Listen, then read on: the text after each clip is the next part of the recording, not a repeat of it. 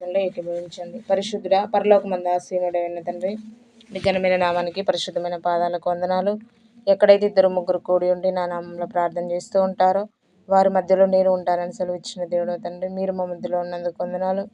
మరి ముఖ్యంగా దేవ, మేమందరం కూడా ఇలా ప్రతిదినము అయ్యా కూడుకొని నిన్ను అయ్యా నీ సన్నిధిలో మేమందరం కూడా నీ యొక్క ఆత్మీయ ఆహారాన్ని అయ్యా పొందుకోవడానికి మీరు మాకు ఇచ్చినటువంటి కృపను బట్టి నీకు వందనాలు. ఏది ఏమైనప్పటికీ నీ సమస్తము నీ కృపచేత నడిపిస్తున్నందుకు కృతజ్ఞతాస్తుతులు చెల్లిస్తున్నాను. సెక్షన్ అంతట్లో మీరే తోడుగా ఉండండి. వచ్చిన నీ ప్రియ పిల్లలందరూ కూడా దీవించండి. రాని బిడ్డలను కూడా త్వరపెట్టి నడిపించమని యేసునామములో ప్రార్థిస్తున్నాను తండ్రి. ఆమేన్. అందరికీ మరలా మన ప్రభువును రక్షకుడైన యేసుక్రీస్తు నామంలో వందనాలు. ఈరోజు మత్తయి సువార్త 20వ అధ్యాయం నుండి మనము 20వ అధ్యాయం మనం ఈరోజు నుండి స్టార్ట్ చేద్దాము. దయచేసి ప్రేరేపించబడిన వాళ్ళు ఒకరు చదవండి. 20వ అధ్యాయం మొదటి వచనం. ఏలకనగా పరలోక రాజ్యము ఒక ఇంటి యజమానుని పోలి ఉన్నది. అతడు తన ద్రాక్షతో పాటు ద్రాక్ష తోటలో పనివారిని కూలికి పెట్టుకొనుటకు ప్రొద్దున బయలుదేరి దినమునకు ఒక దేనారము చొప్పున పనివారితో ఒడబడి తన ద్రాక్ష తోటలోనికి వారిని పంపెను. తర్వాత అతడు దాదాపు 9 గంటలకు వెళ్ళి సంత వీధిలో ఊరక నిలిచి ఉన్నాడు. చాలు ఓకే. ప్రతి ఒక్కరు కూడా చూడండి. మత్తయి సువార్త 20వ అధ్యాయం మొదటి నుండి. ఏలయనగా పరలోక రాజ్యము ఒక ఇంటి యజమానుని పోలి ఉన్నది. అతడు తన ద్రాక్ష తోటలో పని వారిని కూలికి పెట్టుకున్నటకు ప్రొద్దున బయలుదేరి దినమునకు ఒక దేనారము చొప్పున పనివారితో ఒడబడి తన ద్రాక్ష తోటలోనికి వారిని పంపెను. ఇదేంటంటే ఒక ఉపమానము. 20వ అధ్యాయం మొదటి వచనం నుండి మనకి ఎక్కడి వరకు అంటే 16 వరకు ఉన్నటువంటి అంటే ఇంత పెద్ద లైన్స్ మనకు కనిపించినా కూడా చాలా చిన్న ఉపమానమే.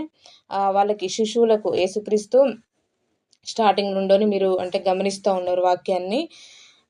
యేసుక్రీస్తు సువార్త ప్రకటించేటువంటి విధానంలో మీరు అంటే ఆయన బోధించేటువంటి విధానము మీరు గమనించాలి. ఎందుకనంటే అక్కడ ఉన్నటువంటి శిశువుల యొక్క మనస్తత్వాన్ని బట్టి వాళ్ళకి ఏ విధంగా వాళ్ళకి బోధిస్తే అర్థమవుతుంది, వాళ్ళకి ఎలా చెప్తే అర్థమవుతుంది అని గ్రహించి ఆయన ఆ వేళనే వాళ్ళకు బోధించేది. ఎందుకంటే చాలా చోట్ల దేవుడు ఉపమాన రీతిగా బోధించాడు.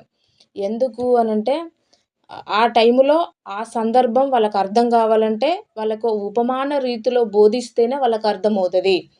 అన్ని కోణాలలో అంటే అందుకే ఆయనను మించినటువంటి బోధకుడు, ఆయనను మించినటువంటి ఇప్పుడు నార్మల్గా మనకు టీచర్స్ ఏ విధంగానైతే మనకు నార్మల్గా పిల్లలకి బోధిస్తూ ఉంటారో అంతకంటే గొప్పగా అంటే వాళ్ళతో మనం పోల్చుకోకూడదు దేవుణ్ణి.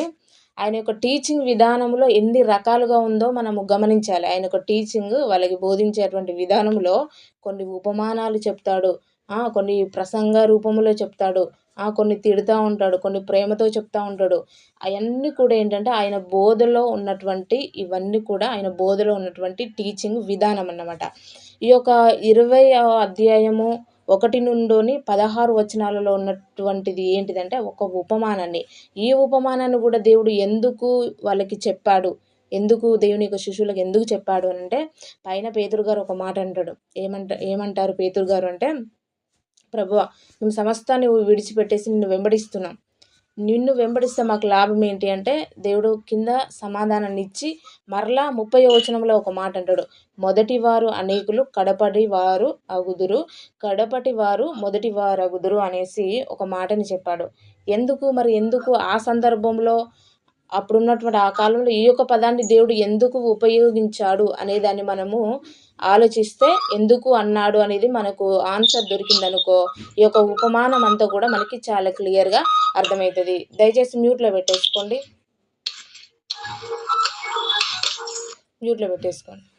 ఓకే, మరలా ఒకసారి చూడండి. ఏలయనగా పరలోక రాజ్యము ఒక ఇంటి యజమానుని పోలి ఉన్నది. పరలోక రాజ్యము అంటే దేవుని యొక్క రాజ్యము. దేవుని యొక్క రాజ్యంలో ఉన్నటువంటి రాజ్యం అంటే కొన్ని చోట్ల మనకి పరలోక రాజ్యము అంటే కొన్ని చోట్ల సంఘంని పోల్చి చెప్తాడు, కొన్ని చోట్ల మనము స్వాధీనపరుచుకొని పోయేటువంటి ఆ లోకం గురించి కూడా కొన్ని చోట్ల మాట్లాడినట్టుగా మనకు కనిపిస్తది. ఏలయనగా పరలోక రాజ్యము ఒక ఇంటి యజమానుని పోలి ఉన్నది. ఆ ఇంటి యజమాని ఎవరు అనంటే మన పరలోకపు తండ్రి. అతడు తన ద్రాక్ష తోటలో పనివారిని కూలికి పెట్టుకొనుటకు పొద్దున బయలుదేరి దినమునకు ఒక దేనారము చొప్పున పనివారితో ఒడబడి తన ద్రాక్ష తోటలోనికి వారిని పంపెను. ఈ యొక్క యజమాని ఒక పెద్ద తోట వేశాడు. ఆ తోట ఏంటంటే ఈ యొక్క లోకం అనేటువంటి తోటగా మనం తీసుకోవచ్చు. ఒక పెద్ద తోటను వేసేసి ఆ తోటలో పని చేయడానికి వర్కర్స్ కావాలి. వర్కర్స్ కోసము మొదటగా ఏం చేశాడంటే పొద్దున్నే వెళ్ళాడు. పొద్దున్నే వెళ్ళినప్పుడు ఎన్ని గంటలకు వెళ్ళాడు అనే టైంని కూడా మెన్షన్ చేశాడు. ఒకసారి చూడండి 3వ వచనం. తర్వాత అతడు దాదాపు 2వ వచనం నుండి చూడండి. మరలా ఒకసారి చూడండి. పొద్దున బయలుదేరి దినమునకు ఒక దేనారము చొప్పున పనివారితో ఒడబడి తన ద్రాక్ష తోటలోనికి వారిని పంపెను. దినానికి అంటే ఒక రోజుకి పొద్దున నుండి సాయంత్రం వరకు పనిచేస్తే ఎంత అంటే ఒక దేనారం. ఒక దేనారం అంటే ఎంత అంటే కింద ఉంటాయి చూడండి. ఇది ఇంచుమించు రూ. 1/2. అప్పటి కాలంలో ఈ యొక్క రూ. 1/2 ఎక్కువ. ఇప్పుడున్నటువంటి ఇప్పుడు డబ్బులు అంటే అన్నీ చేంజ్ అయ్యాయి. అప్పటి కాలంలో వంటకాల నుంచి మొదలు పెడితే డబ్బులు కానీ, లైఫ్ స్టైల్ కానీ అన్నీ మనము చేసుకునే ఇంట్లో నుండోని బయటి వరకు వర్క్స్ అన్నీ కూడా ఇప్పుడు నార్మల్‌గా వంట అప్పటి కాలంలో వేరే విధానం ఉండేది. ఇప్పుడు చేంజ్ అయిపోయింది. ఈవెన్‌లీ మనం ఇంట్లో చేసుకునే వర్క్స్ కూడా బట్టలు ఉతుక్కునే విధానం కానీ అన్నీ లైఫ్ స్టైల్ మొత్తం ఏంటంటే చేంజ్ అయిపోయింది. డబ్బులు కూడా అప్పటికి ఇప్పటికి చేంజెస్ అనేది వచ్చింది. అయితే మరలా ఒకసారి చూడండి. పొద్దున బయలుదేరి దినమునకు ఒక దేనారం చొప్పున అంటే రూ. 1/2. దినానికి ఏంటిదా పొద్దున్న నుండోని సాయంత్రం వరకు పని చేస్తే ఎంత అంటే రూ. 1/2 అనేసి మొదటగా యజమానుడు ఏం చేశాడంటే ఒడబడిక అంటే ఇంకా అది ఫిక్స్ చేశాడు. ఫిక్స్ చేసేసి చొప్పున పనివారితో ఒడబడి తన ద్రాక్ష తోటలోనికి వారిని పంపెను. పొద్దున్నే కొంతమంది వచ్చారంట. మేము పని చేస్తాము. మీరు అంటే మీరు ఇస్తానన్నటువంటి కూలి మాకు ఓకే. అంటే మీరు ఎంతైతే ఇస్తానన్నారో రూ. 1/2 ఇస్తానన్నారు కదా! రూ. 1/2 ఓకే అనేసి కొంతమంది పనికి ఆల్రెడీ వచ్చేసారట. వచ్చిన తర్వాత 3వ వచనం చూడండి. తర్వాత అతడు దాదాపు 9 గంటలకు వెళ్లి సంత వీధిలో ఊరక నిల్చున్న మరికొందరిని చూచి ఆల్రెడీ పొద్దున ఆల్రెడీ కొంతమందిని పనికి ఆ ద్రాక్ష తోటలోనికి పంపించాడు. మరలా ఎన్ని గంటలకు వెళ్ళాడు అనంటే 9 గంటలకి. మళ్ళా 9 గంటలకు వెళ్ళేసి మళ్ళా సంత వీధిలోనికి వెళ్ళినప్పుడు మళ్ళా కొంతమంది ఏం పని లేకుండా ఖాళీగా ఉన్నారంట. ఖాళీగా ఉంటే వారిని కూడా ఏం చేశాడు అంటే ఆ ద్రాక్ష తోటలోనికి పనికి వెళ్ళమని చెప్పాడు. ఎన్ని గంటలకు టైమింగ్స్ కూడా చక్కగా మెన్షన్ చేశాడు. పొద్దున వెళ్ళిన వాళ్ళు 6 గంటలకు వెళ్ళారనుకోండి. అది మళ్ళా 3వ వచనంలో చూస్తే వీళ్ళు ఎన్ని గంటలకు వెళ్ళారంటే వీళ్ళు 9 గంటలకు వెళ్ళారు. మళ్ళీ 4వ వచనం చూడండి. మీరును నా ద్రాక్ష తోటలోనికి వెళ్ళుడి. ఏమి న్యాయమో అది మీకిత్తునని వారితో చెప్పగా వారును వెళ్ళిరి. దాదాపు 12 గంటలకునో 3 గంటలకునో అతడు మరలా వెళ్ళి అలాగే చేసెను. పొద్దున 6 గంటలకు వెళ్ళిన వాళ్ళున్నారు. 9 గంటలకు వెళ్ళిన వాళ్ళున్నారు. 3 గంటలకు వెళ్ళిన వాళ్ళున్నారు. మరలా ఇంకా దాదాపు 12 గంటలకు 3 గంటలకు అతడు మరలా వెళ్ళి అలాగే చేసెను. తిరిగి దాదాపు 5 గంటలకు 5 అంటే ఇంకొక 1 అవర్ అయితే పని అయిపోద్ది. నార్మల్‌గా పని టైమింగ్స్ ఏంటిది పొద్దున 10 గంటలకు లేక 9 గంటలకు వెళ్ళేసి సాయంత్రం 6 గంటల వరకు పని చేస్తారు. 6 గంటలకు పని అయిపోతదని తెలుసు. అయినా కూడా ఏంటిది 6 గంటలకు పని అయిపోతదని తెలిసి కూడా మరలా 5 గంటలకు ఎవరైతే ఆ పనికి చేయడానికి ఒప్పుకుంటే వాళ్ళను కూడా ఏం చేశాడంటే వాళ్ళను కూడా పంపించాడు. అంటే 1 అవరే అంటే అక్కడ చేసేటువంటి వర్క్ ఎంత అంటే 1 అవరే. ఆ 1 అవర్ అయినా కూడా ఆ యజమాని ఏం చేశాడనంటే సరే ఏం కాదు రండి. ఆ 1 అవర్ అయినా కొంచెమంతా అయినా మీరు పని చేస్తారు కదా! పొద్దున్న నుండి సాయంత్రం వరకు చేసేవాళ్ళు కొంచెం ఎక్కువ పని చేసి ఉండొచ్చు. మధ్యలో వచ్చిన వాళ్ళు ఇంకో కొంచెం ఎక్కువ పని చేసి సాయంత్రం ఒక 1 అవరే చేసిన వాళ్ళు ఆ కొంచెం పనైనా పర్లేదు. నాకైతే వర్కర్స్ అవసరం ఉండదు. నా ద్రాక్ష తోటలో పని వాళ్ళు నాకు కావాలి కాబట్టి మీరు కొంచెం వర్క్ చేసినా పర్లేదు మీరు రండి అనేసి తన యొక్క దయాహృదయం వల్ల తీసుకొని వెళ్ళాడు. ఆ రోజున చూడండి మరలా ఒకసారి దాదాపు 12 గంటల నుండి 3 గంటలకు అతడు మరలా వెళ్ళి అలాగే చేసెను. తిరిగి దాదాపు 5 గంటలకు వెళ్ళి మరికొందరు నిల్చుండగా చూచి ఇక్కడ దినమెంతయు మీరెందుకు ఊరకనే నిలిచున్నారని వారిని అడగగా వారు ఎవరునూ మమ్మను కూలికి పెట్టుకొనలేదనిరి. అందుకతడు మీరును నా ద్రాక్ష తోటలోనికి వెళ్ళుడనెను.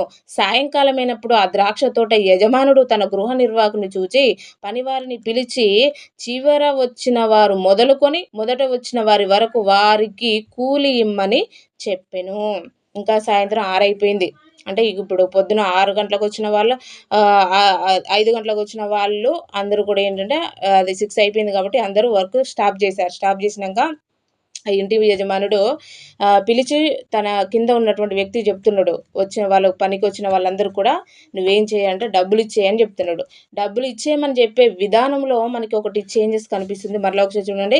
వారు ఎవడును మిమ్మును మరలా ఒకసారి 6వ వచనం నుండి చూడండి. మరికొందరు నిల్చుండగా చూచి ఇక్కడ దినమంతయు మీరెందుకు ఊరకనే నిల్చున్నారని వారిని అడగగా వారు ఎవడును మమ్మను కూలికి పెట్టుకొనలేదనిరి. అందుకతడు మీరును నా ద్రాక్షలో తోటలోనికి వెళ్ళుడనెను. సాయంకాలమైనప్పుడు ఆ ద్రాక్ష తోట యజమానుడు తన గృహ నిర్వాహకుని చూచి పని వారిని పిలిచి చివరి వచ్చిన వారు మొదలుకొని మొదట వచ్చిన వారి వరకు వారికి కూలి ఇమ్మని చెప్పాను. దాదాపు 5 గంటలకు కూలికి కుదిరిన వారు వచ్చి ఒక్కొక్క దేనారం చొప్పున తీసుకొనిరి. మొదటి వారు వచ్చి తమకు ఎక్కువ దొరుకుననుకొనిరు గాని వారికిని ఒకటే దేనారం చొప్పుననే దొరికెను.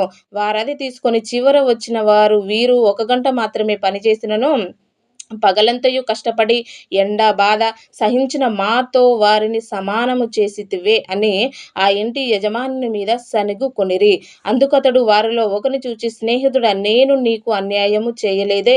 నీవు నా యొద్ద 1 దేనారమునకు ఒడబడలేదా? నీ సొమ్ము నీవు తీసుకొని పొమ్ము. నీకిచ్చినట్టే కడపటి వచ్చిన వీరికిచ్చుటకును నాకిష్టమైనది. నాకిష్టము వచ్చినట్టు నా సొంత సొమ్ముతో చేయుట న్యాయము కాదా? నేను మంచివాడనైనందున నీకు కడుపు మంటగా ఉన్నదా అని చెప్పెను. ఆ ప్రకారమే కడపటి వారు మొదటి వారగుదురు, మొదటి వారు కడపటి వారు. ఈ యొక్క వచనం లాస్ట్ 16వ వచనంలో ఆ యొక్క వచనంలో ఉన్నటువంటి మీనింగ్ను దేవుడు తెలియజేయడం కొరకు ఇంత పెద్ద ఉపమానాన్ని చెప్పాడు. అయితే 6 గంటలకు 5 గంటలకు ఎవరైతే కూలికెళ్లారో వాళ్ళకి కూడా ఎంత ఇచ్చాడు? వాళ్ళకు కూడా 1 దేనారమే ఇచ్చాడు. పొద్దున 6 గంటలకు వెళ్ళిన వారికి ఎంత ఇచ్చాడంటే అంతే కూలి ఇచ్చాడు. మధ్యలో 12 గంటలకు వచ్చిన వాళ్ళకి, మధ్యలో 3 గంటలకు వచ్చిన వాళ్ళకి, మళ్ళా 4 గంటలకు వచ్చిన వాళ్ళకి, మధ్యలో వచ్చిన వాళ్ళకి కూడా అంతే కూలి ఇచ్చాడు. సాయంత్రం వచ్చిన వాళ్ళకి అంతే కూలి ఇచ్చాడు. మార్నింగ్ వచ్చిన వాళ్ళకు కూడా అంతే కూలినిచ్చాడు. అయితే దీంట్లో ఉన్నటువంటి భావాన్ని దేవుడు వాళ్ళకు తెలియచేయడం కొరకు ఈ యొక్క ఉపమానాన్ని చెప్పాడు. ఎందుకు అనంటే దీంట్లో ఉన్నటువంటి భావం ఏంటంటే ఇప్పుడు మనకి స్టార్టింగ్ నుండి అప్పుడున్నటువంటి ఈ యొక్క అన్నీ కూడా ఆత్మ సంబంధంగా మనము కొన్ని ఉపమానాలను ఉపమాన రీతిగానే అర్థం చేసుకోవాలి. ఈ యొక్క ఉపమానాన్ని దేవుడు ఎందుకు చెప్పాడు అనంటే అప్పుడు ఉన్నటువంటి పరిసయ్యులు సద్దుకయ్యులు వాళ్ళందరూ కూడా స్టార్టింగ్ నుండి ఉన్నవాళ్ళు. మధ్యలో ఇప్పుడు యేసుక్రీస్తు అంటే అప్పుడున్నటువంటి కాలంలో అన్యజనులు ఉన్నారు, అన్యజనులు ఉన్నారు. ధర్మశాస్త్రాన్ని పాటించేటువంటి ప్రజలు 2 వర్గాలుగా ఉన్నారు. అన్యజనులు ఉన్నారు, పరిసయ్యులు సద్దుకాయులు అనేటువంటి వర్గం వీళ్ళు ఉన్నారు, అన్యజనులు ఉన్నారు. అయితే యేసుక్రీస్తు వచ్చిన తర్వాత ఏం జరిగిందంటే అప్పటి నుండి అంటే ధర్మశాస్త్రాన్ని తెలిసి ధర్మశాస్త్ర పండితులుగా ఉంటూ ధర్మశాస్త్రాన్ని బోధిస్తూ దేవుని యొక్క ఆలయాలలో పనిచేస్తూ ఉండేవాళ్ళు ఎవరు అనంటే ఈ యొక్క పరిసయ్యులు సద్దుకయ్యులు. అయితే ఈ యొక్క పరిసయ్యులు సద్దుకయ్యులు ఎవరైతే ఉన్నారో అన్యజనులుగా ఎవరైతే ఉన్నారో అన్యజనులుగా ఉన్న వారిని దేవుడు ఏం చేశాడు అనంటే వీరిని దేవుడు ఎంపిక చేసుకొని వీరిని రక్షించుకున్నాడు. అయితే స్టార్టింగ్‌లో ఉన్న వాళ్ళు ఎవరు అంటే పరిసయ్యులు సద్దుకయ్యులు. ఈ స్టార్టింగ్‌లో ఉన్నటువంటి ఈ యొక్క పరిసయ్యులకు సద్దుకయ్యులకు దేవుడు ఇక్కడ కంపేర్ చేసి మాట్లాడుతున్నాడు. ఎలా కంపేర్ చేసి మాట్లాడుతున్నాడంటే స్టార్టింగ్‌లో ఉండోని వాళ్ళ యొక్క పరిచర్య. పొలము అంటే ఏంటిది? పనివారంటే ఎవరు అనంటే కూలి వాళ్ళంటే మన ఈ లోకంలో మన జీవితము ఏంటిదంటే కూలి ఇప్పుడు ఈ లోకానికి మనం ఎందుకు వచ్చినామంటే వర్క్ చేయడం కొరకు వచ్చాను. ఒక పొలంలో ఈ యొక్క లోకం అనేటువంటి పొలంలో మనందరం కూడా దేవుని యొక్క మన యజమానుడు ఎవరు అంటే దేవుడు. ఆయన కింద మనము పని చేసేటువంటి ఒక కూలి వాళ్ళుగా ఈ లోకానికి వచ్చాము. ఈ లోకానికి ఒక కూలి వాళ్ళుగా వచ్చినటువంటి మనము ఆ యొక్క కూలి యొక్క వర్క్ ఏదైతే ఉందో దానిని మనం ఏం చేయాలంటే నమ్మకంగా చేసి మనం వెళ్ళిపోవడం మన వర్క్. అయితే ఈ యొక్క పరిసయ్యులు సద్దుకాయులు నమ్మకంగా వర్క్‌ని చేయకుండా వీళ్ళు ఏం చేస్తున్నారంటే ఆశిస్తున్నారు. ఇక్కడ స్టార్టింగ్‌లో ఒప్పుకున్న వాళ్ళు, స్టార్టింగ్‌లో 6 గంటలకు వచ్చిన కూలికొచ్చిన వాళ్ళు ఎవరు అనంటే పరిసయ్యులు సద్దుకయ్యులు. వాళ్ళు ఎలా ఆశిస్తున్నారంటే వాళ్ళు చేసేటువంటి వర్క్ ఏదైతే ఉందో ఆ చేసేటువంటి వర్క్ పైన వాళ్ళు అంటే నేను చేసేటువంటి వర్క్‌కు ఏదైనా ఒక ప్రతిఫలం రావాలి. ఇప్పుడు కూడా చాలామంది అలాంటి వాళ్ళు ఉంటారు కదా! ఎలా అంటే వాళ్ళు ఏదైనా అంటే దేవుని కొరకు ఏది చేసినా కూడా వెంటనే ప్రతిఫలం రావాలి అని కోరుకుంటారు. అయితే ఈ మధ్యలో కూలికొచ్చిన వాళ్ళు ఎలా ఆలోచిస్తున్నారంటే ఆయన అన్యాయం అయితే చేయడు. అన్యాయం చేయడు. మీకు ఏది న్యాయమైతదో అదే ఇవ్వండి. అంటే ఇంత ఇవ్వాలి, అంత ఇవ్వాలి అనే ప్రతిఫలాన్ని వాళ్ళు ఆలోచించలేదు. జస్ట్ నీకు ఏది న్యాయమైతే అదే ఇవ్వు అనేసి వీళ్ళు వర్క్‌కొచ్చారు. కానీ స్టార్టింగ్ వచ్చిన వాళ్ళు ఏంటిదంటే దాని నుండి మేము చేసేటువంటి వర్క్ నుండి ప్రతిఫలాన్ని వాళ్ళు ఆశిస్తున్నారు. మాకు ప్రతిఫలం కావాలి. మేమేదైతే చేశామో అయితే వాళ్ళు స్టార్టింగ్ నుండోని వాళ్ళు ఉన్నారు. పరిచర్యను చేస్తున్నారు. కానీ మొదటి వాళ్ళు కడపటి వారవుతారు. కడపటి వాడు మొదటి వారవుతారని ఎందుకు చెప్పాడనంటే, వాళ్ళు అన్ని రోజులు పరిచర్యను చేసినా, అన్ని రోజులు వాళ్ళ చేతిలో ధర్మశాస్త్రం ఉన్నా, అన్ని రోజులు వాళ్ళు బోధకులు ఉన్నా కూడా వాళ్ళ యొక్క అంటే బోధన విధానంలో ద్వారా ఎవరు రక్షించబడేది లేకుండా వాళ్ళు కేవలము వర్క్ చేస్తున్నారు. కానీ ఆ వర్క్‌లో ఏంటంటే న్యాయం అనేది లేదు. ఆ వర్క్‌లో అంటే ఆ వర్క్ నుండోని అంటే వాళ్ళు ఫలాన్ని ఆశిస్తున్నారు. కానీ ఆ వర్క్‌ని ఏం చేశానంటే నమ్మకంగా వాళ్ళు చేయట్లేదు. కానీ అన్యులుగా ఉన్నటువంటి వాళ్ళు, అసలు ధర్మశాస్త్రాన్ని తెలియనటువంటి వాళ్ళు, ఆ జ్ఞానం లేనటువంటి వాళ్ళు, వెర్రి వాళ్ళు ఎవరు లాస్ట్ చివరిలో వచ్చిన వాళ్ళు ఎవరంటే దేవుని యొక్క శిశువులు. వీళ్ళు మాత్రం ఏం చేశారు? వీళ్ళు మాత్రము చివరిగా వచ్చినప్పటికిని స్టార్టింగ్ నుండి వీళ్ళ చేతిలో ధర్మశాస్త్రం లేనప్పటికిని, స్టార్టింగ్ నుండి వీళ్ళు పండితులుగా లేనప్పటికిని యేసుక్రీస్తు వచ్చిన తర్వాత వీళ్ళు అంటే బోధకులుగా తయారైనప్పటికిని వాళ్ళకి ప్రతిఫలం అనేది ఒకటే విధంగా ఉంటది. ఒకటే విధంగా కాదు. వీళ్ళు మొదటి వారవుతారు. వాళ్ళు కడపటి వారుగా ఉంటారు. ఎందుకు వాళ్ళు కడపటి వారుగా వాళ్ళెందుకుంటారు? వీళ్ళెందుకు మొదటి వారుగా ఉంటారు అనంటే, వీళ్ళు స్టార్టింగ్‌లో చివరిలో 5 గంటలకు వరకు వచ్చినా కూడా వీళ్ళ యొక్క పనిని వీళ్ళేం చేశారంటే నమ్మకంగా చేశారు. నమ్మకంగా చేయడమే కాకుండా ఆ యొక్క పని చేస్తే మాకు ఏదైనా వస్తదేమో, మాకు అంటే ఆ యొక్క పని చేయడం వలన మాకు అతనిలో నుండని, ఆ యజమానిలో నుండని మాకు ఏదైనా వస్తదేమో అన్నటువంటి ఆశ అనేది వీళ్ళలో లేదు. లేకుండా కేవలము ఎలా అంటే నమ్మకంగా చేశారు. దేవుని యొక్క శిష్యులు కూడా అంతే. ఓన్లీ పేతురు గారు మాకు అంటే నీ యొక్క వర్క్ చేయడం వల్ల మాకున్నటువంటి కుటుంబాలనన్నీ కూడా మేము వదిలేసుకున్నాం. నీ యొక్క పని చేయడం వల్ల మాకు లాభం ఏంటని ఓన్లీ పేతురు గారు అడిగారు తప్ప మిగతా వాళ్ళు ఎవ్వరు అడగలేదు. అంటే వాళ్ళేం చేశారంటే వాళ్ళకు ఇచ్చినటువంటి వర్క్‌ను వాళ్ళేం చేశారంటే నమ్మకంగా చేశారు. ఇప్పుడు మనము దీనికి కనెక్ట్ చేసుకుంటే, మన యొక్క జీవితాన్ని గూడా దీనికి అంటే, ఈ యొక్క సందర్భానికి మనం కనెక్ట్ జేసుకుంటే, దేవుడు ఈ యొక్క సందర్భాన్ని అప్పుడున్నటువంటి పరిసయ్యులను, సద్దుకయ్యులను ఉద్దేశించి వాళ్ళను పోలుస్తూ, అన్యజనులను పోలుస్తూ చెప్పాడు. ఎందుకనంటే, అప్పుడున్న పరిసయ్యులు, సద్దుకయ్యుల కంటే అన్యజనులే దేవునిలో బహుబలంగా వాడబడ్డారు. అన్యజనులే ఎక్కువగా విశ్వసించారు. అన్యజనులే ఎక్కువగా దేవుని కార్యాలను చేశారు. అన్యజనులే దేవుని యొక్క సువార్తను ఎక్కువగా ప్రకటించారు. వాళ్ళ నుండే ఆయన ఒక పుట్టుక కూడా రావడం జరిగింది. వాళ్ళలో ద్వారానే ఇప్పుడు గూడా ఏంటంటే సువార్త అనేది విస్తరించబడింది. కాబట్టి కడపటి వారుగా అంటే వీళ్ళు క్రీస్తుని అంగీకరించినా గూడా లేట్‌గా వాక్యాన్ని తెలుసుకున్నా, లేట్‌గా క్రీస్తులోనికి వచ్చినా గూడా వీళ్ళేం చేశారంటే బహుబలంగా దేవుని కొరకు వాడబడ్డారు. కాబట్టి వాళ్ళకి ఇవ్వబోయేటువంటి బహుమానం కూడా అంతే ఉంటది. ఆశించి వచ్చిన వాళ్ళకి ఏం దొరుకుతుందంటే అంతే దొరుకుతది. కానీ దేవుని పైన నమ్మకంగా పనిచేస్తూ, నమ్మకంగా ముందుకు సాగినటువంటి శిశువులకు వాళ్ళు ఊహించిన దానికంటే ఎక్కువ కృపను వాళ్ళు పొందుకున్నారు. ఇక్కడ వాళ్ళలోనైనా, వీళ్ళలోనైనా కూడా దేవుని నుండోని మనం ఒకటి ఆశించకూడదు. దేవుని యొక్క కృప పైన కేవలము ఆయన పైన నమ్మకాన్ని కలిగి దేవుని యొక్క శిష్యుల్లాగా మనం ఏంటంటే నమ్మకమైన దాసుల్లాగా మనము పని చేయాలి. ఒకసారి యోబు గ్రంథం తీయండి. 7వ అధ్యాయం 1వ వచనంలో ఒక మాట ఉంటది చదవండి. యోబు గ్రంథము 7వ అధ్యాయము 1వ వచనము.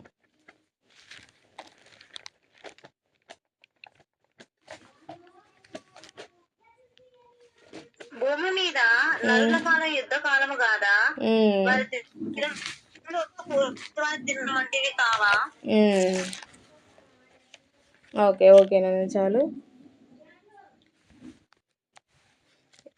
ప్రతి ఒక్కరు కూడా చూడండి. 7వ అధ్యాయం. భూమి మీద నరుల కాలము యుద్ధ కాలము కాదా? వారి దినముల కూలివాని దినముల వంటివి కావా? నీ యొక్క దినాలు మనందరి యొక్క దినాలు అంటే మనందరం కూడా జీవించేటువంటి ఈ యొక్క ఏదైతే రోజులు ఉన్నాయో ప్రతిదినము కూడా మనం ఈ లోకంలో ఒక కూలి వాళ్ళమే. ఒక కూలి వాళ్ళుగా ఈ లోకానికి మనం వచ్చాం గనక, మనము కూడా దేవుని నుండి అంటే దేవుని కొరకు నేను ఇది చేస్తే నాకు ఏదైనా దొరుకుతదేమో, దేవుని కొరకు కానుకనిస్తే లేకపోతే నాకేదైనా దొరుకుతదేమో, దేవుని కొరకు ఉపవాసం చేస్తే నాకేదైనా దొరుకుతదేమో, లేకపోతే దేవుని కొరకు ఈ కార్యం చేస్తే, దేవుని కొరకు ఆ కార్యం చేస్తే నాకేదైనా దొరుకుతదేమో అనేసి మనము ఫస్ట్ 6 గంటలకు కూలికొచ్చిన వాళ్ళలాగా మనము ఉండకూడదు. మనం ఎలా ఉండాలి అనంటే, ఆయన ఏది చేసినా గూడా ఆయన న్యాయమే తీరుస్తాడు నా జీవితంలో. అంటే నేనిది చేస్తేనే అంటే నేను చేసేదాన్ని బట్టే ఆయన నాకు కృప ఇస్తున్నాడు అనేటువంటి మనసు మనలో ఉండకూడదు. దీని నుండి మనం అదే నేర్చుకోవాలి. ఆయన అంటే మనకున్నటువంటి విశ్వాసాన్ని బట్టి, మనం చేసేటువంటి గొప్ప కార్యాలను బట్టి, లేకపోతే మనం కష్టపడే దాన్ని బట్టి ఆయన కృపనివ్వడు. ఆయన యొక్క న్యాయము అంటే మనం చేసే దాని పట్ల ఆయన యొక్క న్యాయం ఎంతైతే ఉందో, మనం అడుగు వాటికంటే, ఊహించు వాటికంటే అధికంగా ఇచ్చే దేవుడు. మనము చాక్లెట్ అడిగితే ఆయన డైలీ మిల్క్ చాక్లెట్ ఇచ్చే దేవుడు. అంటే ఆ విధంగా అంటే మనం చిన్నది కోరుకుంటే ఆయన యొక్క కృప చేత మనకి అధికంగానే ఇస్తాడు తప్ప మనల్ని తక్కువ స్థితిలో ఉంచడు. చివరికి ఒక గంట పని చేసినా గూడా వాళ్ళకేమైనా తక్కువ చేస్తాడంటే ఏం తక్కువ చేయలేదు. ఫస్టే వచ్చిన వాళ్ళకి ఎంత ఇచ్చాడో, చివర వచ్చిన వాళ్ళకి గూడా అంతే ఇచ్చాడు. కాబట్టి మన పనిలో ఏంటంటే నమ్మకం ఉండాలి. మన యొక్క పనిలో నమ్మకం ఉంటే దేవుడు తన యొక్క కృప చొప్పున మనకి ఏదైతే ఇవ్వాలనుకుంటాడో అది ఖచ్చితంగా ఇస్తాడు. కానీ మనము దేవుని నుండి అంటే మనం చేసే దాన్ని బట్టి మనం ఆశించకూడదు. అది మనం దీంట్లో నుండి నేర్చుకోవచ్చు. మన యొక్క జీవితంలో ఇప్పుడు దీంట్లో ఈ పరిసయ్యుల సద్దూకయ్యులలో ఉన్నటువంటి గుణ లక్షణాలను మనకి చాలా తెలుసు. కాకపోతే కొన్ని ఇప్పుడు ఈ యొక్క ఓన్లీ ఈ యొక్క ఉపమానాన్ని బట్టి మనం తెలుసుకుంటే ఈ యొక్క ఉపమానాన్ని బట్టి తెలుసుకుంటే వారి యొక్క ఉద్దేశ్యం ఏంటిది? వీరి యొక్క ఉద్దేశ్యం ఏంటి? ఓన్లీ 2 ఉద్దేశాలు మనకిక్కడ కనిపిస్తున్నాయి. పరిసయ్యుల సద్దూకయ్యుల ఉద్దేశ్యం ఏంటంటే క్రీస్తును అంటే వాళ్ళు ఏదైతే వాళ్ళకు దేవుడు ముందుగా ఒప్పుకున్నాడో వాళ్ళు అంటే ముందుగానే వాళ్ళు తీర్మానం చేసుకున్నారు. మనం కూడా దేవుని సన్నిధిలో అలా తీర్మానం చేసుకోకూడదు. నీ చిత్తం ఏదైతే ఉంటో అది నా పట్ల మీరు జరిగించండి. నీ చిత్తము ఏదైతే ఉందో అంటే నువ్వు న్యాయమే చేస్తావు గనుక నువ్వేదైతే న్యాయము చేయాలనుకుంటున్నావో అదే నా పట్ల జరిగించండి అనే విధంగానే మన యొక్క పనిని మాత్రం మనం ఏం చేయాలంటే నమ్మకంగా చేయాలి. నమ్మకంగా చేస్తే ఖచ్చితంగా మనము దేవుడు అలానే ముందుకు తీసుకెళ్తాడు. మొదటివారు కడపటివారుగా, కడపటివారు మొదటివారుగా ఎందుకు అయితారు అనంటే ఈ యొక్క పరిసయ్యుల సద్దూకయ్యులలో ఉన్నటువంటి గుణ లక్షణాలు ఏది మనలో ఉన్నా కూడా ఈ లోకపరంగా మనం ఆలోచిస్తే మరి ఈ లోకపరంగా మనం ఆలోచించుకుంటూ ఉంటే మనకంటే వెనుకకొచ్చిన వాళ్ళు ఏం చేస్తారు? దేవుని కొరకు ప్రాణాలు సహితం త్యాగం చేసేటువంటి జనాంగాలు కూడా వస్తారు. కాబట్టి మొదటగానే మనము మొదటి స్థితిలో మనం ఎలానైతే పరిచర్య స్టార్ట్ చేస్తామో చివరి వరకు కూడా మనం అదే విధంగా కొనసాగించాలి. అది విశ్వాస జీవితమే గానీ మనం విశ్వాసులుగా ఉన్నాం లేకపోతే పరిచర్యను చేసినా దేవుని కొరకు మనం ఏదైతే స్టార్ట్ చేస్తామో మనం మొదటగా ఏదైతే ఎంతైతే ఆసక్తితో మనం స్టార్ట్ చేస్తామో చివరి వరకు కూడా అంతే ఉండాలి. మొదటగా మనకు కార్యం జరిగినప్పుడు దాన్ని ఆసక్తితో స్టార్ట్ చేసి మధ్యలో కష్టాలు రాగానే మరలా దాన్ని డౌన్ చేసేసి మరలా మనకి ఏదైతే మనం దాని నుండి అంటే ఏదైతే ఆశిస్తున్నామో అది దొరకనప్పుడు మరలా డౌన్ చేసేసి అలా వెళ్తూ ఉంటే ఏమైతదనంటే చివరి వరకు మనం నమ్మకంగా ఉండలేము. చివరి వరకు మనం ఏదైతే మనం స్టార్టింగ్‌లో ఎంతో ఆసక్తితో మనం స్టార్ట్ చేస్తామో అది చివరి వరకు అది కొనసాగించాలి. మధ్యలో మనకొచ్చేటువంటి సమస్యలను బట్టి దాన్ని ఆపేసి మరలా మనము పడిపోయే స్థితిలో ఉంటే మనకంటే గొప్పగా లేచి మనకంటే గొప్పగా పరిచర్య చేసేవాళ్ళు కూడా లేస్తారు. అలా లేసారనుకోండి అలా అయితే ఏమైద్దినంటే ఆ చివరి దినాలలో లేచిన వారికి సేమ్ గిఫ్ట్ అంటే సేమ్ దేవుడు అంటే దేనారం ఏదైతే నీకు అంటే ఏదైతే మనకి ఇవ్వబోతున్నాడో అది వాళ్ళకు సేమ్ దొరుకుతది. మనకు కూడా సేమ్ దొరుకుతది. సో, కాబట్టి నువ్వేదైతే వర్క్‌ని స్టార్ట్ చేస్తావో ఆ వర్క్‌ను చివరి వరకు కూడా నమ్మకంగా కొనసాగిస్తే నువ్వు మొదటి స్థానంలోనే ఉంటావు. కానీ మధ్యలో ఒకవేళ నువ్వు మొదటగా ఉన్నటువంటి విశ్వాసం చివరిగా లేకుండా, మొదటగా ఉన్నటువంటి ఆసక్తి చివరి వరకు కొనసాగించకుండా, మొదట్లో ఏ ఉద్దేశం చేతనైతే నువ్వు మొదటగా దేవుని కొరకే నేను జీవిస్తాను, దేవుని కొరకే నా యొక్క వర్క్‌ను నేను చేస్తాను, నేను ఏది అంటే డబ్బు నేను ఆశించను, లేకపోతే నాకు ఏది వద్దు అనేసి మనం మొదటగా స్టార్ట్ చేస్తాం. క్రమక్రమేణా మధ్యలోనికి వెళ్ళిన తర్వాత మరలా డబ్బు పైన ఆశ కలుగుతా ఉంటది. డబ్బు పైన ఆశ కలిగి మరలా మనం ఏదైతే దేవుని యొక్క పనిని మనకున్నదంతా ఇచ్చేసి చేయాలన్నటువంటి అది ఆశతో ఎప్పుడైతే స్టార్ట్ చేస్తామో అది మధ్యలో డబ్బు పైన మనకి ఆశ కలగడం వల్ల మరలా ఆ యొక్క ఆసక్తి అనేది తగ్గిపోయి చివరి వరకు ఆ యొక్క పనిని ఏంటంటే నమ్మకంగా చేయకుండా మనము కడపటి స్థితిలోనికి వెళ్ళేటువంటి అవకాశం ఉంటది. సో, కాబట్టి ఇలా చాలామంది సేవకులు కూడా పడిపోయారు. మొదటగా దేవుని కొరకే జీవిస్తాను, దేవుని యొక్క పని నమ్మకంగా చేస్తానని స్టార్ట్ చేసి మధ్యలో మరలా పడిపోయి చివరి వరకు అది మధ్యలో ఎంతో ఆసక్తిగా దేవుని కొరకు ఎంతో వాడబడ్డ వాళ్ళు ఇప్పుడు మొత్తానికే సేవ పరిచర్యను స్టాప్ చేసిన వాళ్ళు కూడా ఉన్నారు. కాబట్టి మనం మొదటగా ఏదైతే ఏ ఉద్దేశం చేత పరిచర్యనైతే స్టార్ట్ చేస్తామో, ఏ పిలుపుతోనైతే మనం వచ్చామో, ఏ యొక్క ఉద్దేశం చేత స్టార్ట్ చేశామో, ఎలా దేవుడు మనల్ని మొదటగా వాడుకుంటుండో చివరి వరకు కూడా మనం అదే కొనసాగించాలి. మధ్యలో ఒకవేళ మనం దీనిపైన ఆశించి దానిపైన ఆశించేసి మధ్యలో పడిపోయామనుకోండి, మన యొక్క స్థితి కూడా ఏంటంటే కడపటి స్థితిగా అయిపోతది. కాబట్టి అలా ఉండకుండా మనం ఏం చేయాలంటే ఎప్పటికప్పుడు దేవుని కృప అనేది మన పైన అందరిపైన ఇప్పుడు రక్షణ అనేది దేవుని యొక్క కృపను బట్టి వస్తుంది. మనము మనకున్నటువంటి రక్షణ ఏదో మనము దేవుని కొరకు గొప్ప కార్యాలు చేయడం వలన, లేకపోతే మనకున్నటువంటి ఆస్తులను దేవునికి ఇవ్వడం వలన, లేకపోతే మనం గంటలు గంటలు దేవుని కొరకు సమయాన్ని అలా కాకుండా రక్షణ అనేది కేవలం ఆయన కృప చేత వస్తుంది. ఆయన కృప చేత అందరి మీద ఒకే విధంగా ఉంటది. ఇప్పుడు అది మధ్య వయస్కులైనా, ముసలి వాళ్ళైనా కృప అనేది అందరిలో ఉంటది. ఇప్పుడు ఏజ్డ్ అంటే ఒక 70 సంవత్సరాలు ఉన్నాయనుకోండి, వాళ్ళు కూడా ఆ యొక్క ఏజ్‌లో వాళ్ళకి రక్షణ పొందాలి అనేటువంటి ఆశ వాళ్ళుంటాయి. ఇక్కడ ఈ యొక్క ఉపమానంలో దేవుడు అదే చూసాడు. వాళ్ళు 5 గంటలకు పనికొస్తున్నారా అని దేవుడు చూడలే. వాళ్ళలో వర్క్ చేసేటువంటి ఆశ ఉందా లేదా అదే దేవుడు చూసాడు కాబట్టి వాళ్ళు ఆశించింది ఇచ్చాడు. నువ్వు రక్షణ పొందుకోవాలని నీలో ఆశ ఉంటే అది ఏ వయసుతో కూడా సంబంధం లేదు. ఒకవేళ నువ్వు చివరి మరణించే దశలో నీకు ఒకవేళ ఆశ ఉన్నా కూడా దేవుడు ఆ యొక్క టైంలో కూడా ఆయన కృప ఉన్నతమైనది. ఆ టైంలో కూడా నిన్ను రక్షించుకోవడానికి ఆయన ఉన్నతుడు, ప్రేమమయుడు. ఇక్కడ వాళ్ళు సనుక్కున్నారు. కానీ అందుకే దేవుడు అక్కడ అంటాడు, మీరు ఎందుకు సనుక్కుంటున్నారు?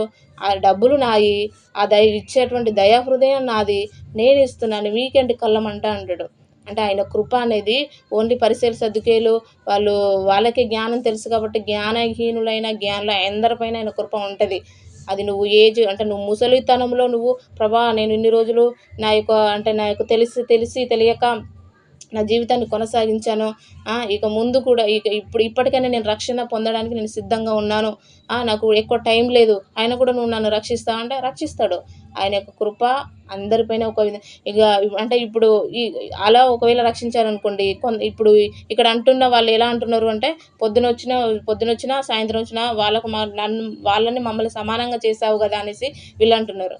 అయితే ఇప్పుడు ఒక 20 సంవత్సరాల వయసులో ఉండి రక్షించబడి 75 సంవత్సరాల వయసులో ఉండి రక్షించబడిన వాళ్ళకి ఇద్దరికీ దేవుడు ఏం చేస్తున్నాడు? ఇద్దరికీ పరలోక రాజ్యాన్ని ఇస్తున్నాడు. ఇప్పుడు ఓన్లీ వాళ్ళకే 20 సంవత్సరాల్లో రక్షించబడ్డ వాళ్ళకి పరలోకాన్ని ఇచ్చేసి, నువ్వు ఇన్ని సంవత్సరాలు నా కొరకు జీవించలేదు కదా, ఓన్లీ చనిపోయే ఒక సంవత్సరం ముందే నువ్వు అంగీకరించావు కదా అనేసి ఆయనకు పరలోక రాజ్యాన్ని దేవుడు ఇవ్వట్లేదు అంటే ఇస్తున్నాడు. ఆయన యొక్క కృప అలాంటిది.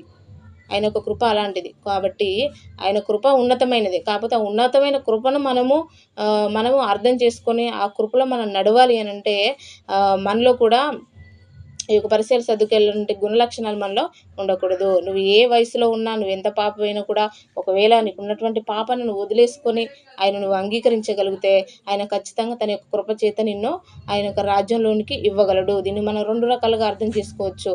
అది ఏ వయసులో ఉండి నువ్వు రక్షించబడ్డా కూడా ఆయన ఖచ్చితంగా నీకు నిత్య రాజ్యాన్ని ఇస్తాడు. ఆ యొక్క నిత్య రాజ్యానికి నువ్వు చేరుకోవాలంటే మొదటగా మనలో కొన్ని తీసేసుకోవాలి. హెబ్రీయులకు రాసిన పత్రికలో ఒక మాట ఉంటే చదవండి. హెబ్రీయులకు రాసిన పత్రిక 12వ అధ్యాయము 15వ వచనం చదవండి ఎవరైనా.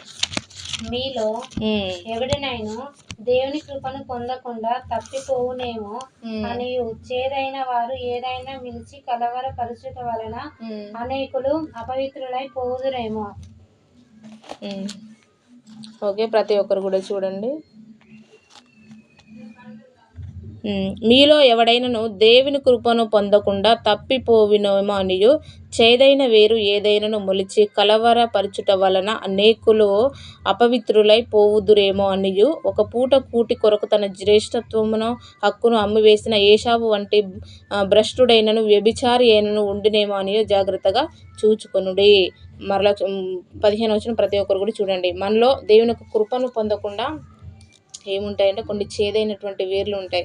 ఒకవేళ ఆకులు ఖరాబ్ అయినా చెట్టుకు ఎలాంటి ప్రాబ్లం ఉండదు. ఆకులు ఖరాబ్ అయితే ఆకులు తీసేస్తే ఆ చెట్టు మరలా చిగిర్చగలదు, అది వృద్ధి పొందగలదు. అంటే మనకి శారీరకంగా ఒకవేళ మనకి ఏదైనా సమస్యలు వచ్చినా కూడా అవి వెళ్ళగలవు. కానీ ఆత్మకు వేరు ఏంటిది, అసలు వేరే చేదైపోయింది అనుకోండి, వేరే చేదైపోతే చెట్టు మొత్తం కూడా ఏంటంటే దేనికి పనికిరాదు, దాన్ని తీసేసే అవకాశం కూడా ఉంటుంది. కాబట్టి మన హృదయం అనేది కరెక్ట్గా ఉండాలి. ఇక్కడ ఈ పరిసయ్యుల సద్దూకయ్యులలో హృదయం కరెక్ట్గా లేదు. అక్కడ దేవుడు దయతో ప్రేమతో వాళ్ళకి ఇస్తున్నాడు. వాళ్ళకి ఏంటి, వాళ్ళకైతే ఏదైతే ఒప్పుకున్నాడో అదే ఇచ్చిండు. వాళ్ళకైతే అన్యాయం చేయలే కదా. ఇప్పుడు వాళ్ళు ఎలా ఆలోచించాలి అంటే, మాకైతే ఒక దేనారం ఇస్తానని ఒప్పుకున్నాడు, అంతే ఇచ్చాడు, మాకైతే ఏం తక్కువ చేయలే కదా, వేరే వాళ్ళకి ఎంత ఇస్తే మాకేంటి అనేటువంటి మనసు వాళ్ళలో ఉండాలి.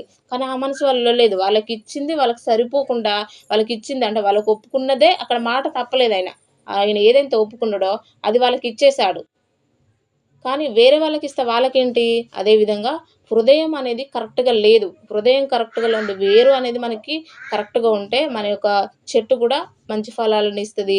చెట్టు కూడా బావుంటది. అసలు వేరే చేదైందనుకోండి ఫలాలు కూడా అవే కాస్తాయి. అందుకే దేవుడు ఇక్కడ చెప్తున్నాడు, మీలో ఎవడైనాను దేవుని కృపను పొందకుండా తప్పిపోవునేమనియు చేదైన వేరు ఏదైనాను మొలిచి కలవరపరచుట వలన అనేకులు అపవిత్రులై పోవుదురేమో అనియు చేదైన వేరు మనలో ఉండకుండా చూడాలి. చేదైన వేరు మనలో ఉండకుండా ఉండాలంటే మన హృదయం అనేది కరెక్ట్‌గా ఉండాలి.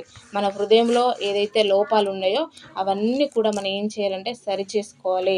మన దేవుని యొక్క కృప మనకేమిస్తుందంటే, దేవుని యొక్క కృప మనలో అంటే దేవుని యొక్క కృపను కాదని ఒకవేళ మనం వెళ్ళామనుకోండి అనేక ఇబ్బందులను ఎదుర్కోవాల్సి వస్తది. దేవుని యొక్క కృపలో సంతోషం ఉంది. దేవుని యొక్క కృప మనల్ని ఈ లోకంలో నడిపిస్తది. దేవుని యొక్క కృపను బట్టే మన సమస్తాన్ని కూడా పొందుకుంటున్నాం. ఈరోజు మన ఆహారం తినేసి ఇంత ఆరోగ్యంగా ఉన్నామంటే దేవుని యొక్క కృప. చాలామంది హాస్పిటల్‌లో బాధపడుతున్నారు. అలా ఆయన కృపను మనం పొద్దున్న లేస్తే సాయంత్రం వరకు మనం అనుభవిస్తూనే ఉన్నాం. కాబట్టి మన హృదయాన్ని ఒకటి మనం కరెక్ట్‌గా కాపాడుకోగలిగితే, ఆ యొక్క హృదయాన్ని ఎప్పటి వరకు అంటే చివరి వరకు కాపాడుకోవాలి. ఆయన కృప నుండి నువ్వు తొలగిపోవద్దంటే చేదు అనేది నీలో రాకూడదు. నీలో చేదు అనేది నీలోకి వచ్చిందంటే ఆయన కృప ఆటోమేటిక్‌గా నీ నుండి తొలగిపోతది. ఆ యొక్క చేదు నీలోనికి రాకుండా మనం ఏం చేయాలంటే ఆయన కృపను కాపాడుకోవాలి. ఆయన కృపను బట్టి మనం కృతజ్ఞత స్తుతులు చెల్లించేవారుగా ఉండాలి. ఇక్కడ వాళ్ళకి ఇచ్చిన దేనారాన్ని బట్టి వాళ్ళు ఏం చేయాలి, ఆయనకు అది కృతజ్ఞత స్తుతులు అంటే కృతజ్ఞత చెప్పాలి. ఎందుకనంటే పనిలేని వారుగా ఉన్నాము. మీరు నాకు పనిని అప్పగించారు కాబట్టి ఇచ్చిన దేనారాన్ని బట్టైనా నీకు వందనాలని చెప్పాలి. కానీ అలా చెప్పకుండా ఏం చేస్తున్నారు, గులుగుతా ఉన్నారు. మనకు కూడా ఎన్నిచ్చినా గులుగుతా ఉంటాం. మనం పొద్దున్న లేతే ఆయన ఇచ్చిన వాటరు తీసుకుంటాం, ఆయన ఇచ్చిన ఆహారం తింటాం, ఇష్టమున్న పండ్లు తింటాం. అలా ఇన్ని రకాల ఫ్రూట్స్ దేవుడు నీకు ఇవ్వాల్సిన అవసరం ఏముంది? ఒక కాకరకాయనే దేవుడు పెట్టేసి, ఒక బీరకాయనే పెట్టేసి, లేతే ఏదో ఒకటి పెట్టేసి, ఒకే రకమైన కూరగాయలు పెట్టేసి, ఒకే రకమైన ఫుడ్‌ని పెట్టేస్తే నువ్వేం చేసేదానివి? మనందరం కూడా ఏం చేసేటోళ్ళం కాదు. ఆయన అన్ని రకాల నీ నాలుకలో 1000 రకాల టేస్టులను బట్టి దాంట్లో కావాల్సిన ప్రకృతిలో నీకు ఏది తినాలనిపిస్తే అవన్నీ కూడా పెట్టి ఆయన కృప చేత ఆయన కృపనే అనుభవించుకుంటూ మరలా ఆయన మీద సనిగేవారు గుండిగేవారంటే దేవునికి అసలు ఇష్టం ఉండదు. గునుగుతే ఇశ్రాయేలు ప్రజలను మొత్తానికి లేకుండా దేవుడు చేసేసాడు. కాబట్టి అటువంటి భ్రష్టమైనటువంటి మనసు మనలో ఉండకూడదు. ఇంకొక రెఫరెన్స్ చదువుకొని క్లోజ్ చేసుకుందాము. యాకోబు రాసిన పత్రిక 4వ అధ్యాయము 6వ వచనం చదవండి. కాదు గాని ఆయన ఎక్కువ కృపనిచ్చును. అందుచేత దేవుడు అహంకారులను ఎదిరించి దీనులకు కృప అనుగ్రహించును అని లేఖనంలో చెప్పుచున్నది. చాలు నాన్న. కాదు గాని ఆయన ఎక్కువ కృపనిచ్చును, అందుచేత దేవుడు అహంకారులను ఎదిరించి దీనులకు కృప అనుగ్రహించును అని లేఖనము చెప్పుచున్నది. దేవుని యొక్క కృప నీపైన ఎక్కువగా ఉండాలి అంటే నువ్వేం చేయాలి, దీనత్వాన్ని కలిగి ఉండాలి. అహంకారమైనటువంటి మనసు మనలో ఉండకూడదు. ఇళ్ళలో ఉన్నది ఏంటిది, అహంకారం. మేము పొద్దున పనికి పొద్దున మేమే వచ్చిన వాళ్ళలో అహంకారం కనిపిస్తుంది. ఇంకా వాళ్ళ పైన ఓన్లీ వాళ్ళు చేసే పని పైన వాళ్ళు ఆలోచిస్తున్నారు. కానీ ఆ కృపనిచ్చింది ఎవరు అనే విషయాన్ని వాళ్ళు మర్చిపోయారు. అప్పుడు పరిసయ్యుల సద్దూకయ్యులు కూడా దేవుని యొక్క పని చేస్తే మాకు ఏదైనా దొరుకుతుందేమో, దేవుని యొక్క అంటే ఆ యొక్క వర్క్‌లో కూడా వాళ్ళు లాభాన్నే సంపాదించుకోవడం కోసం ట్రై చేశారు. కాబట్టి మన ఈ లోకంలో మనం వచ్చింది ఏంటిదంటే ఒక పనివారిగా ఈ లోకానికి వచ్చాం అంతే. కూలి వాళ్ళుగా మనం ఈ లోకం ఏంటిది ఒక ద్రాక్ష తోట. ఈ ద్రాక్ష తోట ఈ లోకం అనేది మొత్తం దేవునిది. యజమానుడు ఆయన.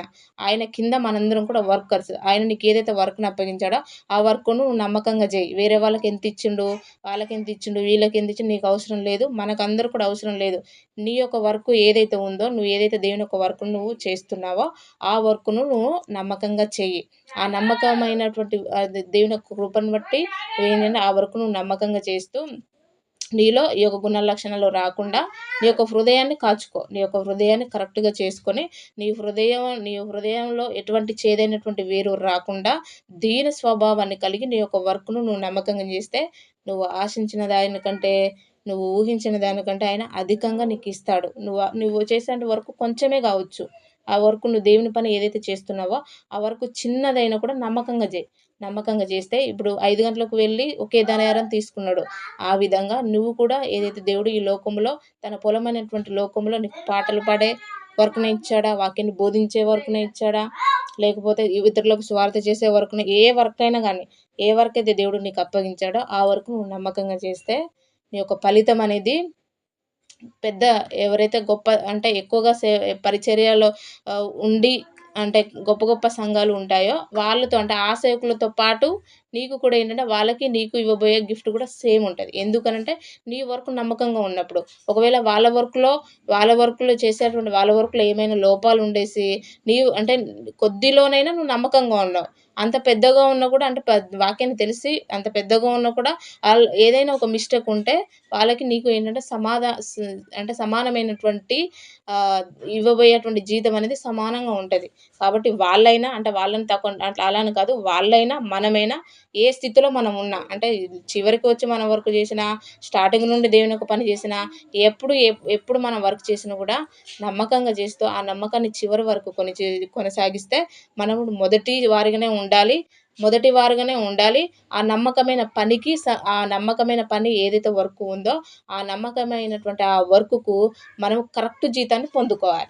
ఓకేనా? ఎక్కువ పని చేసి తక్కువ జీతాన్ని పొందుకోకూడదు. అది మనం నేర్చుకోవాలి. ఎక్కువ వర్క్ చేసి ఆ వర్క్‌లో నమ్మకం లేకుండా ఎక్కువ వర్క్ చేసి తక్కువ జీతాన్ని పొందుకోకూడదు.